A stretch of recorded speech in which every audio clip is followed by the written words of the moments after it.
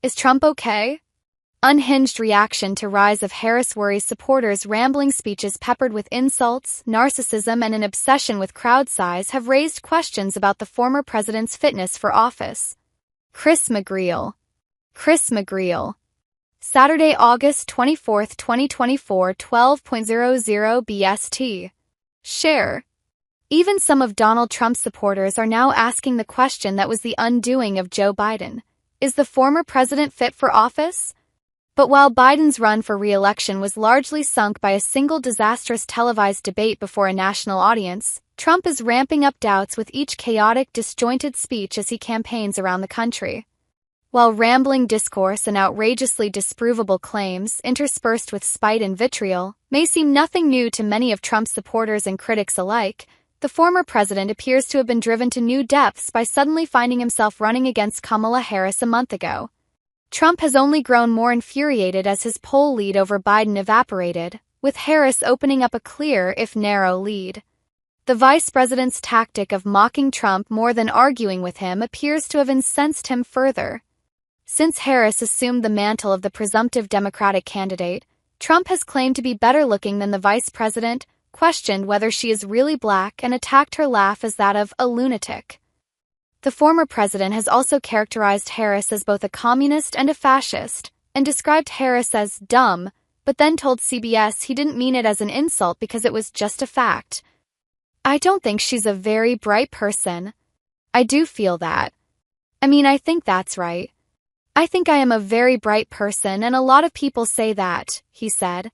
Trump seems particularly obsessed with the size of the crowds at Harris's rallies, drawing derision for falsely claiming she used artificial intelligence to fake the turnout. When he's not worried about size, Trump is vexed by Harris's looks. After the vice president appeared on the cover of Time magazine, Trump compared her appearance to Sophia Loren and his wife Melania, before drawing a comparison with his own features. I'm a better-looking person than Kamala, he declared to an audience of thousands who were more amused than convinced. Melania's reaction to her husband's implicit claim that he is better-looking than his wife is not known. Trump has sought to court black voters in recent months as he attempts to win enough of their support to swing key states such as Michigan. But he will have done his own cause no good by questioning whether Harris, whose mother was born in India and father in Jamaica, is really black, all while giving an interview at the National Association of Black Journalists, and to the astonishment of just about everyone in the room. She was always of Indian heritage and she was only promoting Indian heritage, he said. I didn't know she was black until a number of years ago when she happened to turn black and now she wants to be known as black. Trump also claimed to have been the best president for black Americans since Abraham Lincoln.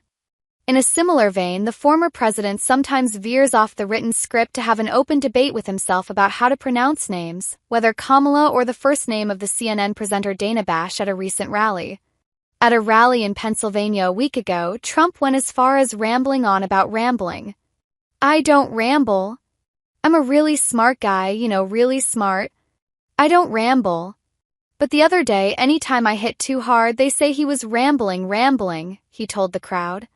Even some of Trump's most loyal fans were disturbed by that performance. Joan Long traveled from New York with her husband Billy to see the former president speak. I honestly can't say I know why he starts talking about how to pronounce names. What does that have to do with the election, she said. And I wish he would stop talking about Kamala's looks. Leading Republicans are similarly disturbed. Senator Lindsey Graham pleaded with Trump to stay focused on the issues that play best for the former president, such as the economy. His policies are good for America, and if you have a policy debate for president, he wins. Donald Trump, the provocateur, the showman, may not win this election, Graham told NBC's Meet the Press. Nikki Haley, the Republican former presidential candidate who denounced Trump as unfit for office before supporting him, said he is not going to win talking about what race Kamala Harris is or by calling her dumb. Kevin McCarthy, the Republican former Speaker of the U.S. House of Representatives, told Fox News that Trump should stop making the race about personalities and stop questioning the size of her crowds. Trump, to no one's surprise, has plowed on regardless. He told reporters that he was very angry at Harris for calling him weird and was entitled to personal attacks. Harris also appears to have hit a nerve with Trump by comparing her history as a prosecutor with his recent status as a convicted criminal. Some people say, "Oh, why don't you be nice?" "But they're not nice to me, they want me to be in prison," Trump told reporters. All of this is a notable contrast to the weeks following Biden's disastrous debate performance in June. Trump apparently listened to his advisors for once, as he took a step back from the relentless personal attacks and largely let the press and public opinion lead the questioning of the 81-year-old president's fitness for office. The former president briefly looked as dignified as he was ever likely to. The attempt to assassinate Trump in Pennsylvania in July did no harm to his standing. Polls put Trump on the front foot, and his campaign advisors openly gloated about the prospect of a landslide win in November. But the energy unleashed by Harris's entry into the presidential race drew out the old Trump again. When the focus was on Biden's mental acuity, Trump said every presidential candidate should be required to take a cognitive test. Pressed this week by CBS News on whether he has done so himself, Trump claimed to have recently had a perfect score on 2 cognitive tests. "I got everything right." And one of the doctors said, "I've never seen that before where you get everything right," he said. Many Americans are not so convinced. Earlier this week, a JL Partners poll for the Daily Mail showed the number of American voters who have confidence that Trump is able to fully digest national security briefings, maintain attention in meetings, and remember the names of world leaders he is talking to, and who have confidence that he will still be alive in 4 years, has dropped sharply since March. In just a few months, concern about fitness for office has shifted from Biden to Trump, who is now the oldest U.S. presidential candidate in history.